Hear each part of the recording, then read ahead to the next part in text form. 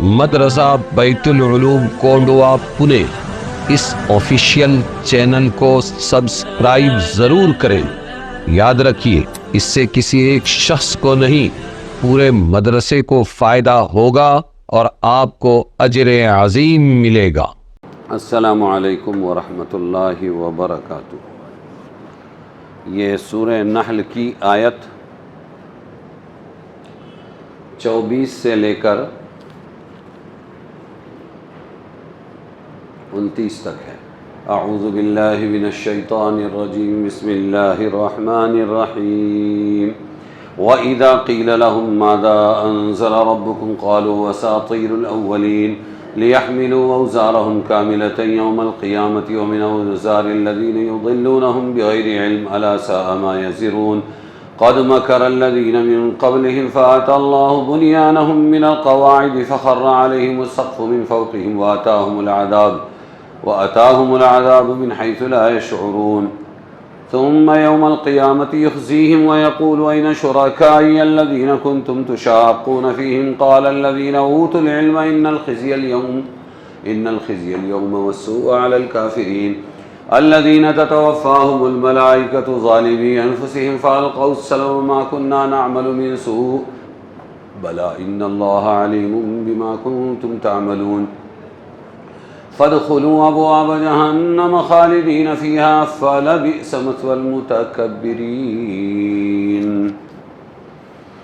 اور جب کہا جاتا ہے ان لوگوں سے کیا اتارا ہے تمہارے رب نے، تو وہ یہ کہتے ہیں کہانیاں ہیں پہلے لوگوں کی کہانیاں۔ قرآن کو کیا کہتے ہیں؟ پہلے لوگوں کی کہانیاں ہیں، تاکہ اٹھائیں بوجھ اپنے پورے دن قیامت کے دن اپنا پورا بوجھ بھی اٹھائیں گے اور کچھ بوجھ ان لوگوں کا بھی اٹھائیں گے جن لوگوں کو یہ بغیر علم کے گمراہ کرتے تھے۔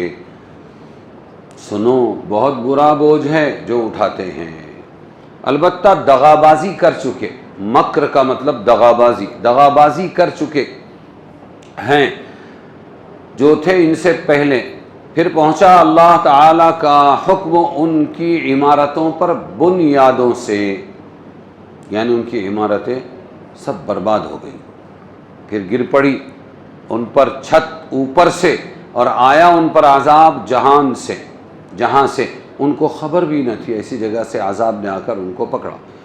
پھر قیامت کے دن رسوا کرے گا، وہ ہو گیا دنیا میں جو ہلاکت ہوئی، اور پھر قیامت کے دن رسوا کرے گا ان کو اور کہے گا اللہ تعالی کہاں ہیں میرے شریک، میرے پارٹنرز جن پر تم کو بڑی ضد تھی، یعنی ہم انہی سے چمٹے رہیں گے، اللہ کو چھوڑ کر ان کی عبادت کریں گے۔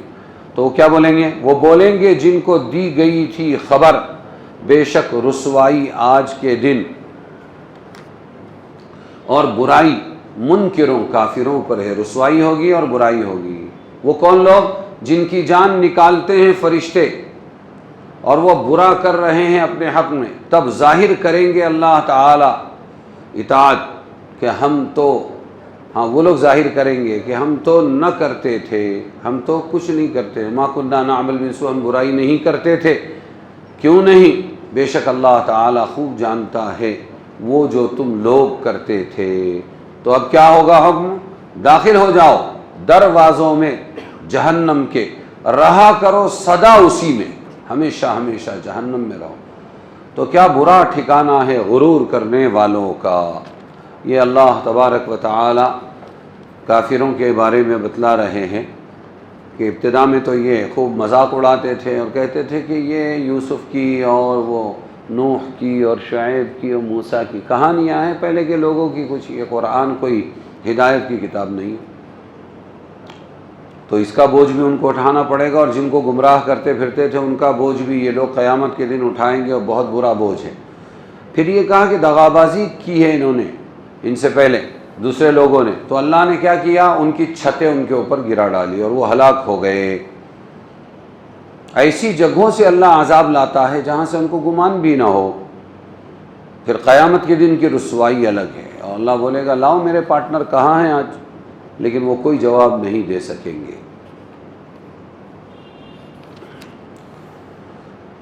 پچھلی آیتوں میں اللہ تعالیٰ کی نعمتیں اور دنیا کو پیدا کرنے کا دنیا کے پیدا کرنے میں اکیلا ہونے کا، اللہ کے اکیلا ہونے کا ذکر کر کے مشرکین کی اپنی گمراہی کا بیان تھا۔ اب ان آیتوں میں دوسروں کو گمراہ کرنے اور ان کے عذاب کا بیان ہے، اور اس سے پہلے ایک سوال قرآن کے متعلق ہے، اور اس سوال کے مخاطب یہاں تو مشرکین ہیں، اور انہی کا جاہلانہ جواب یہاں ذکر کر کے ان پر وعید بیان کی گئی ہے، اور 5 آیتوں کے بعد پھر یہی سوال مومنین متقین کو خطاب کر کے کیا گیا ہے۔ سوال کرنے والا کون تھا؟ یہ جو سوال ہوا یہ کون تھا؟ جب ان سے سوال کیا جاتا ہے کہ اللہ نے کیا اتارا، وہ کہتے ہیں کہانیاں اتاری، تو اس کو اللہ تعالیٰ نے مبہم رکھا، لیکن جواب سے سب سمجھ میں آ گیا۔ دیکھنا یہ ہے کہ جواب اور اس کے نتیجے کا، اس کا نتیجہ کیا تھا جن کا قرآن نے خود بیان کیا ہے۔ مشرکین کی طرف سے خلاصہ جواب یہ ہے، وہ کیا جواب دیں گے؟ انہوں نے اس کو تسلیم نہیں کیا کہ کوئی کلام اللہ تعالیٰ کی طرف سے نازل ہوا بھی، بلکہ قرآن کو پچھلے لوگوں کی کہانیاں قرار دیا۔ قرآن نے اس پر وعید سنائی۔ ظالم قرآن کو کہانیاں بتلا کر دوسروں کو بھی گمراہ کرتے ہیں اور خود بھی گمراہ ہوتے ہیں، خود اپنا بوجھ بھی اٹھائیں گے اور دوسروں کا بھی اٹھائیں گے اور ہمیشہ کے لیے جہنم میں جائیں گے۔ اگلی آیت ہے 30 سے لے کر 34 تک۔ وَقِيلَ لِلَّذِينَ اتَّقَوْا مَاذَا أَنزَلَ رَبُّكُمْ قَالُوا خَيْرًا لِلَّذِينَ أَحْسَنُوا فِي هَذِهِ الدُّنْيَا حَسَنَةٌ وَلَدَارُ الْآخِرَةِ خَيْرٌ وَلَنِعْمَ دَارُ الْمُتَّقِينَ جَنَّاتُ عَدْنٍ يَدْخُلُونَهَا تَجْرِي مِن تَحْتِهَا الْأَنْهَارُ لَهُمْ فِيهَا مَا يَشَاءُونَ كَذَلِكَ يَجْزِي اللَّهُ الْمُتَّقِينَ الَّذِينَ تَتَوَفَّاهُمُ الْمَلَائِكَةُ طَيِّبِينَ يَقُولُونَ سَلَامٌ عَلَيْكُمُ ادْخُلُوا الْجَنَّةَ بِمَا كُنتُمْ تَعْمَلُونَ هل ينظرون إلا أن تأتيهم الملائكة أو يأتي أمر ربك كذلك فعل الذين من قبلهم وما ظلمهم الله ولكن كانوا أنفسهم يظلمون فأصابهم سيئات ما عملوا وحاق بهم ما كانوا به يستهزئون۔ اور کہا پرہیزگاروں کو، وہاں بھی کہا تھا کافروں سے کہ کیا اتارا اللہ نے، اب یہاں پرہیزگاروں سے پوچھا جا رہا ہے کہ کیا اتارا تمہارے رب نے تم پر، تو پرہیزگاروں کا جواب کیا ہے؟ خیرا، بولے نیک بات اتاری اللہ تعالیٰ نے۔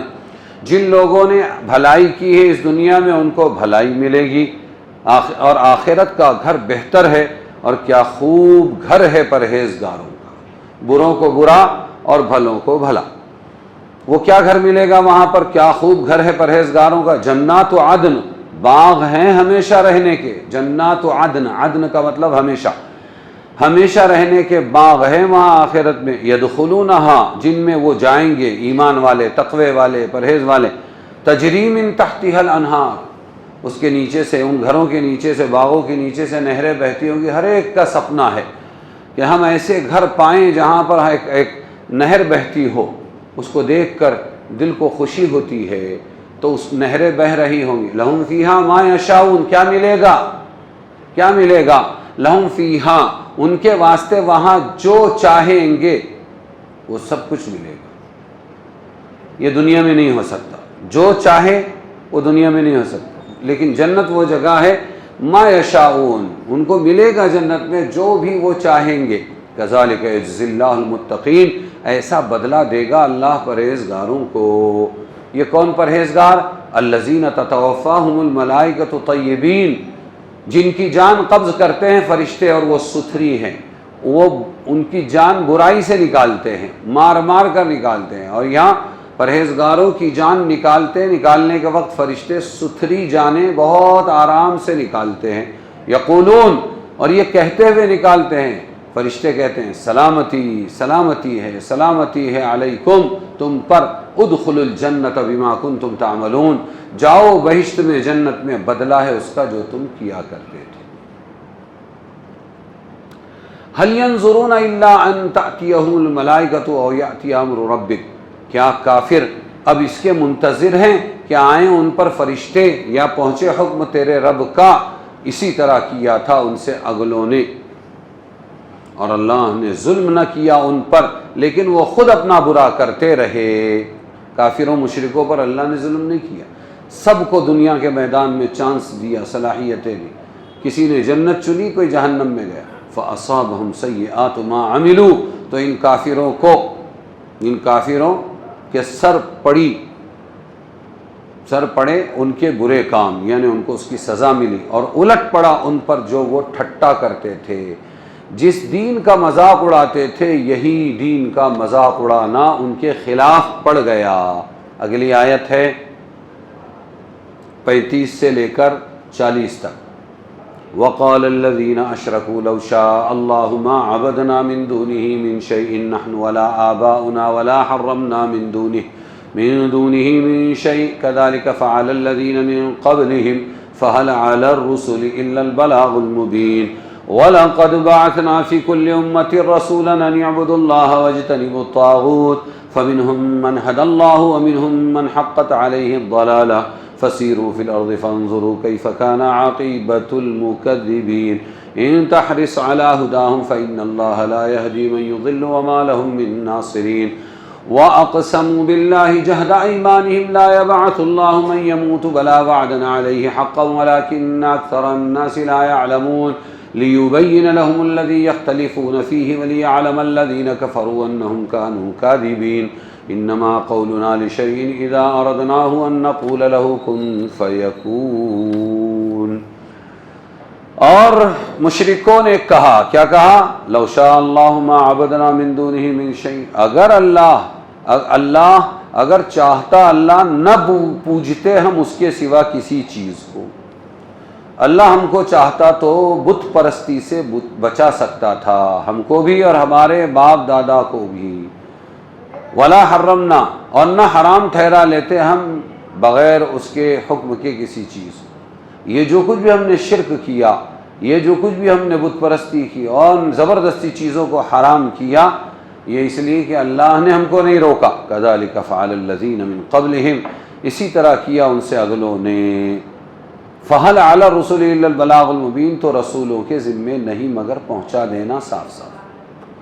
وَلَقَدْ بَعَثْنَا فِي كُلِّ أُمَّةٍ رَّسُولًا، اور ہم نے اٹھائے ہر امت میں رسول، ہم نے اٹھائے ہر امت میں رسول کے بندگی کرو، ان اعبدوا اللہ، اللہ کی، وَاجْتَنِبُوا الطَّاغُوتَ، اور بچو ہڑ دنگے سے، طاغوت کہتے ہیں باطل کو، ہڑ دنگے سے بچو۔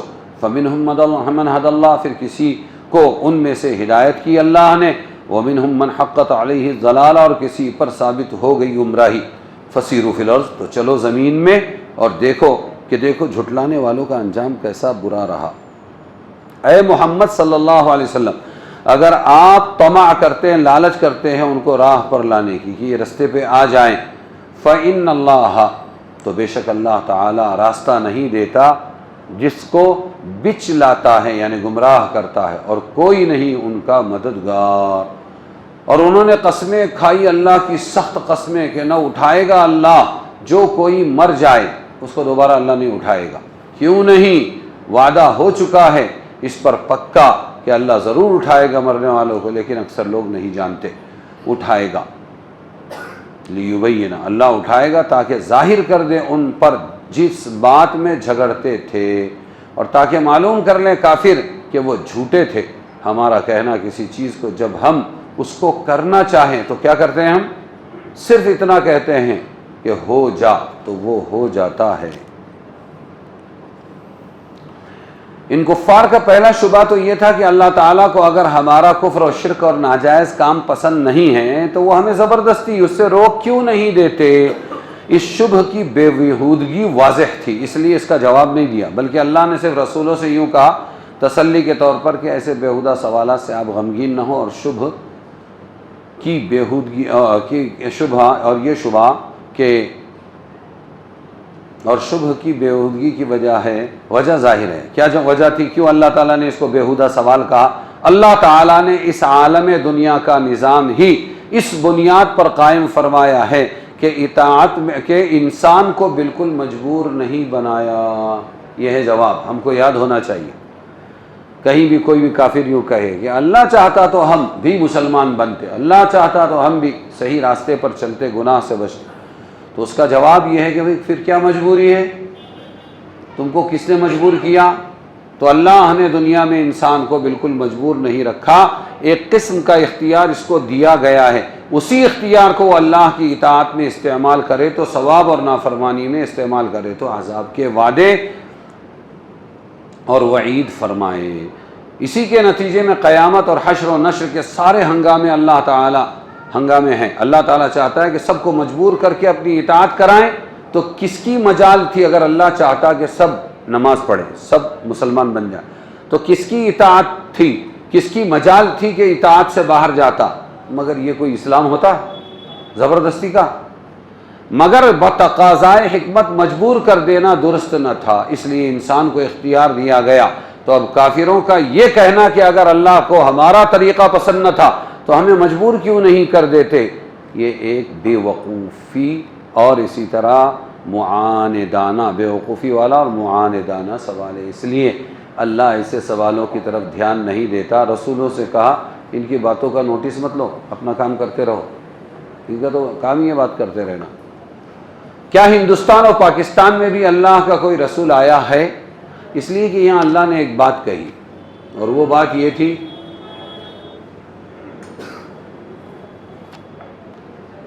وَلَقَدْ بَعَثْنَا فِي كُلِّ أُمَّةٍ رَسُولًا أَنِ اعْبُدُوا اللَّهَ وَاجْتَنِبُوا الطَّاغُوتَ، اور ہم نے اٹھائے ہر امت میں رسول کہ بندگی کرو اللہ کی اور یہ گناہوں سے اور بت پرستی سے بچو۔ بعض لوگ ہدایت پر آئے، بعض لوگ گمراہ ہو گئے۔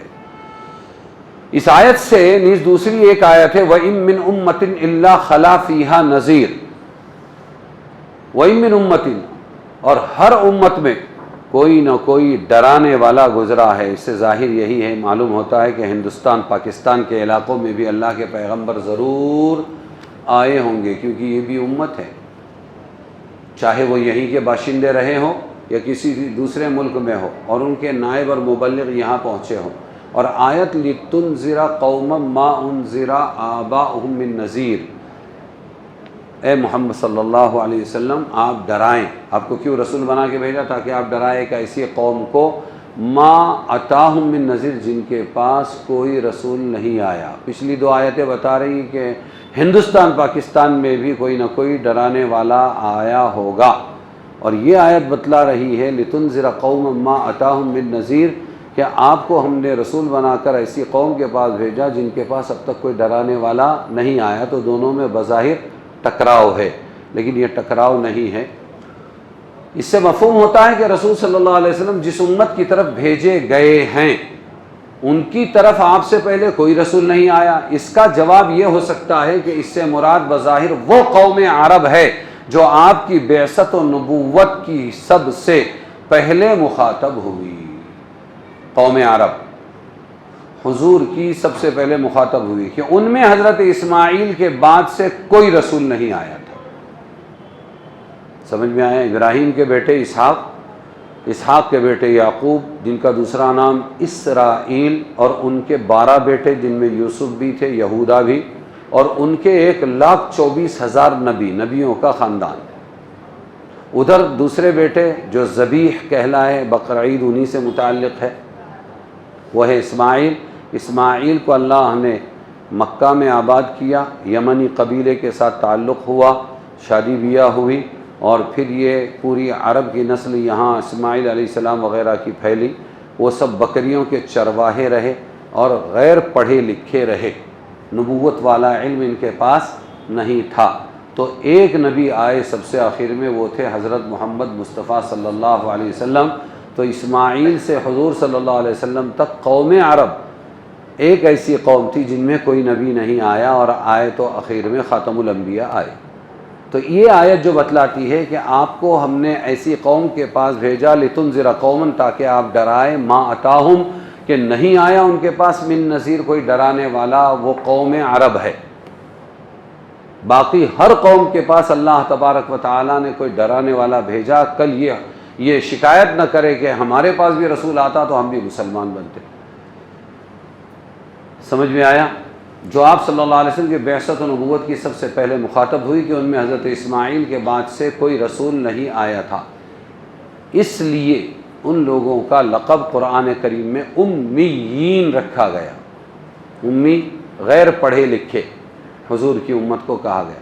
اس سے یہ لازم نہیں آتا کہ باقی دنیا میں بھی آپ سے پہلے کوئی رسول نہ آیا ہو۔ باقی دنیا میں آپ سے پہلے کئی رسول آئے، تو ہندوستان پاکستان کے اندر بھی رسول آئے ہوں گے، نبی آئے ہوں گے، لیکن کسی کو نامزد کر کے یوں کہنا کہ یہ جو ہمارے بدھا ہے، بدھا یہ رسول اور پیغمبر تھے، بغیر دلیل کے ہم کسی کو اس کی نیکی کی وجہ سے، اس کی اچھی تعلیم کی وجہ سے ہم کسی کو بھی نبی رسول نہیں کہہ سکتے۔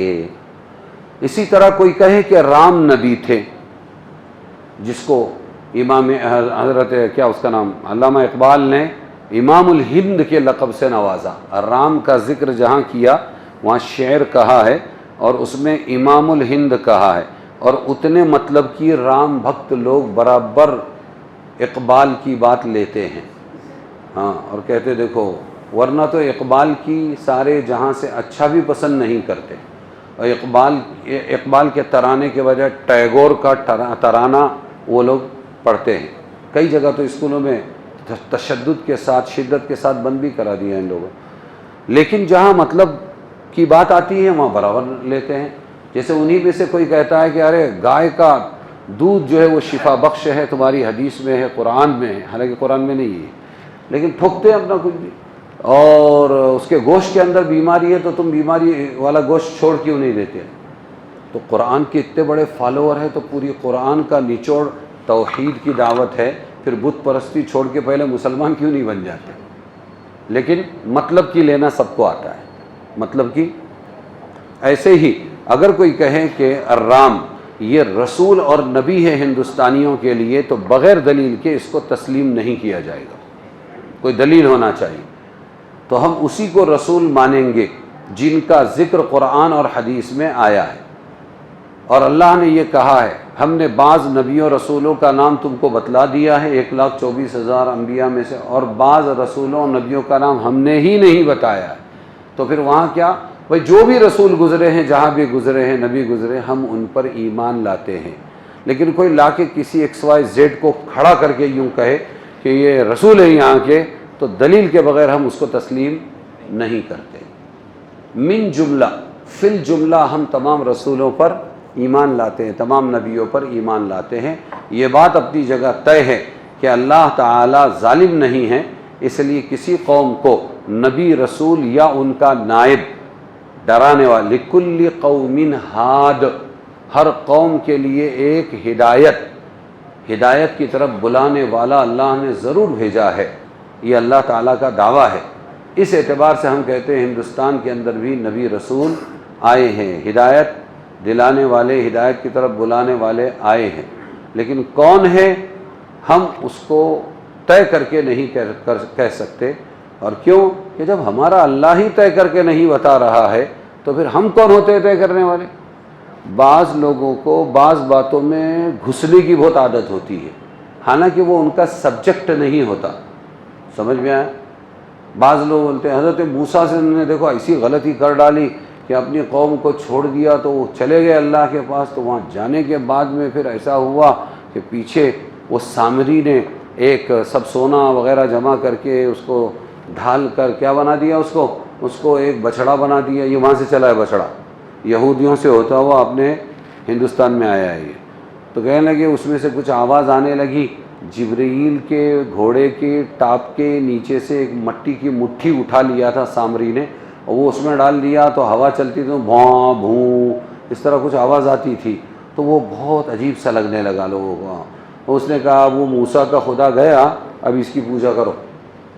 تو وہ لوگ پوجا کرنے لگے، ہارون علیہ السلام کمزور پڑ گئے، اور میرے پہ الزام آئے گا انتشار کا، اس لیے چپ رہے۔ 40 سال کے بعد جب وہ 40 دن کے بعد جب وہ اپنے الواح لے کر آئے، تختیاں لے کر آئے تورات کی، تو لانے کے بعد غصے میں انہوں نے پٹک دی، اس کو نیچے رکھ دیا، اور اپنے بیٹے اپنے بھائی کی ماں جائے بھائی تھے ان کی داڑھی پکڑ کے کہا یہ کیا کیا ہارون؟ کہنے لگے یہ لوگ مجھے کمزور سمجھ کے دبا گئے۔ تو پھر اس کے بعد اس کو جلا دیا، اور سامری کو ایسی بیماری لگی کہ وہ بولتا تھا ڈونٹ ٹچ می، وہی دنیا ہی میں اللہ تعالیٰ نے اس کو عذاب دے دیا۔ تو اس طرح اللہ تبارک و، تو بعض لوگ زبردستی گھستے، دیکھا اپنی جماعت کو موسیٰ نے چھوڑ کر نہیں جانا چاہیے تھا، او عقل سے پیدل انسان، ذرا یہ سوچو کہ موسیٰ ایک نبی ہے اور موسیٰ نے جو بھی کیا ہے اللہ کے حکم سے کیا ہے۔ موسیٰ جماعت کو چھوڑ کر خلیفہ نائب بنا کر ہارون کو خود نہیں گئے، اللہ نے بلایا، 30 دن کے لیے بلا کے 40 دن کرائے۔ کس نے کرایا؟ ارے جہاں اللہ آ جاتا ہے اپنی سائڈ میں ہو جاؤ نا، اب اس میں کیڑے نکال رہے ہیں۔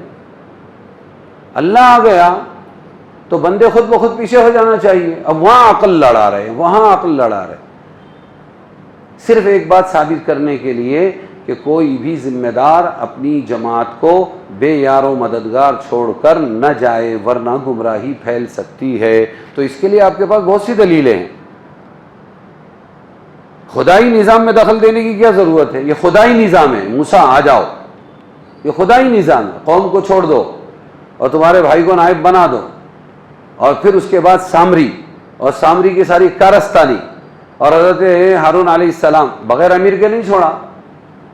امام بھی جب نائب ہو سکتا ہے تو امیر بھی نائب ہوتا ہے، حضور کی نمازیں پڑھائیے نائبین نے۔ لیکن ایک چیز دماغ میں گھس گئی، اس کو ثابت کرنے کے لیے ادھر ادھر کی ٹامک ٹوئیاں کرنا اور زمین و آسمان کے قلابیں ملانے کی کوشش کرنا اور اپنی بات ثابت کرنا، اس سے بہت سے فتنے وجود میں آتے ہیں، نہیں کرنا چاہیے۔ مسلمان کو اس پر آنا چاہیے، جو موٹا موٹا دین اللہ کے نبی نے بتلا دیا، جو موٹی موٹی حدیثیں اللہ کے نبی نے بتلا دیا، بس وہی امت کے سامنے بیان کرو، اسی میں ہدایت ہے۔ اگر اتنی باریکیاں، اتنے پوائنٹس، اتنے نکات اگر اس میں ہدایت ہوتی جو لوگوں کی سمجھ میں نہیں آ رہا ہے، کئی طری ویگڑا سانگائلا پائیجے، کچھ تو بھی الگ سے بولنا چاہیے، اگر یہ ہوتا تو پھر اللہ کے نبی ہدایت نہیں پھیلا سکتے، نعوذ باللہ ثم نعوذ باللہ۔ اللہ کے نبی کی لاکھوں حدیثیں موٹی موٹی سیدھی سیدھی، اور قرآن پاک امت کو یہ تو نہیں معلوم ہے، وہ تو بیان نہیں کرنا، اور میں اپنی طرف سے کوئی ایسا نقطہ لے کر آؤں کہ واہ کیا نیا پوائنٹ بتایا ہے، یہ کرنا یہ کوئی دین کا کام نہیں ہے۔ پریشان کر دینا، امت کو الجھا دینا، یہ کوئی دین کا کام نہیں ہے۔ دین کا کام تو یہ ہے کہ جو اللہ کے نبی نے موٹا موٹا بیان کیا ہے وہی پیش کر دو، اسی میں ہدایت چھپی ہے۔ ہماری تحقیقات میں نور نہیں ہے، حدیث پاک میں نور ہے، اسی طرح قرآن کی آیات میں نور ہے۔ اسی قرآن کی آیت نے اور انہی حدیثوں نے زندہ دفن کر دینے والے، بچی کو زندہ دفن کر دینے والی جاہل اور جانور قوم کو ہدایت پر لایا تھا، اور ہمارے 3 گھنٹے کے بیانات وہ اثر نہیں رکھتے ہیں، اسی لیے امت بجائے دین کی طرف آنے کے اور گمراہی کی طرف جا رہی ہے۔ تو ہم کو ایسی باتیں نہیں کرنی چاہیے۔ جو اللہ نے کہا ہاں بھائی یہ نبی ہے، اور اللہ نے اگر نہیں کہا ہے بھائی ہو سکتا ہے یہ نبی ہو، ہم تمہاری بات نہیں تسلیم کر سکتے اور ہم بھی دعویٰ نہیں ٹھوک سکتے۔ ادھر سے ادھر سے باتیں لا کے کسی بھی خیال کو یقین میں تبدیل کرنا یہ کوئی عقل مندی نہیں۔ اللہ لا الہ الا هو الحی القیوم وعنت الوجوہ للحی القیوم یا احد الصمد الذی لم یلد ولم یولد ولم یکن لہ کفوا احد۔ اے اللہ ہمارے گناہوں کو معاف فرما، ہماری خطاؤں سے درگزر فرما۔ اے تقدیروں کے لکھنے والے، بدلنے والے، ہماری اچھی تقدیر لکھ دینے کے فیصلے فرما۔ اے اللہ ہر زمانے میں مسلمان کچھ نہیں کر سکا، اے اللہ تو نے اپنی نسبت کا خیال کر کے تھوڑے دن مستی کرنے والوں کو مستی کا موقع دے کر پھر ان کی مستی جھرائی ہے، اے اللہ پھر ان کا پاور دے کر ان کو پنچر کیا ہے، اور ایسی کرامتیں وجود میں آئی ہے جس کے ذریعے اے اللہ اسلام اور مسلمانوں کا سکہ لوگوں کے دلوں میں بیٹھ گیا۔ کہیں تو نے آتش کدے جلا دیے، جس کا رعب انہوں نے باطل نے ڈال رکھا تھا کہ یہ آگ سے اور یہاں کے بتوں سے سب کچھ ہوتا ہے، تو نے آتش کدوں میں ہی انگار لگا دی اور پجاریوں ہی کو اس آگ میں جلا کر دنیا کو بتلا دیا کہ نبیوں کا اللہ حقیقی اللہ ہے اور باقی جو پیدا کیے ہوئے معبود ہیں وہ باطل ہیں، غلط ہیں۔ اے اللہ اسی طریقے پر تو آج تک نظام چلاتا رہا، باطل کو بہت زور دیا، بہت پاور دیا، اے اللہ ہمیں بہت آزمایا، اب مسلمان تیری طرف متوجہ ہو رہا ہے۔ اے اللہ اپنا فضل، اپنی تائید شامل حال فرما۔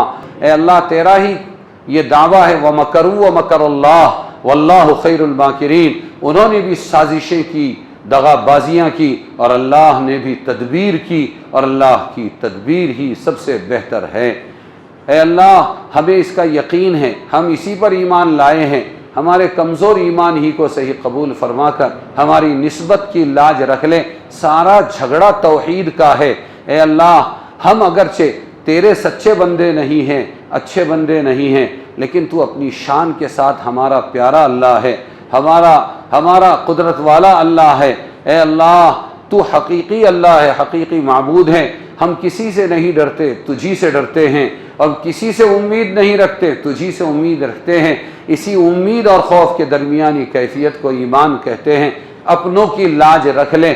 اے اللہ باطل کو ہرا دے، باطل کو زیر کر دے، باطل کو پاش کر دے، باطل عزائم کو خاک میں ملا، باطل ارادوں کو ملیامیٹ کر، باطل کی ہوا اکھیڑنے کے فیصلے فرما، حق کے پنپنے کی غیب سے شکلیں صورتیں پیدا فرما، باطل کے آپس میں خانہ جنگیوں کے دروازے کھول دیں، آپس میں ہی ان کے جوتیاں گولیاں چلوا دیں۔ اے اللہ ان کی مشورہ گاہوں کو ان کے سروں پر الٹ دینے کے فیصلے فرما، جیسے آج کی آیت میں آیا کہ نافرمانوں کی چھتوں کو ان کے سروں پر گرا کے ان کو ہلاک کیا۔ اے اللہ تیرے پاس تو ایک نہیں کئی طریقے ہیں، اپنے فضل و کرم سے کمزور مسلمانوں کی اس آدم کی سرزمین پر، اس ہندوستان میں، اور اسلام کی اسلامی شاعر کی حفاظت فرما، ہماری ان دعاؤں کو قبول فرما۔ وصلی اللہ تعالی علی خیر خلقہ محمد وآلہ واصحابہ اجمعین برحمتہ۔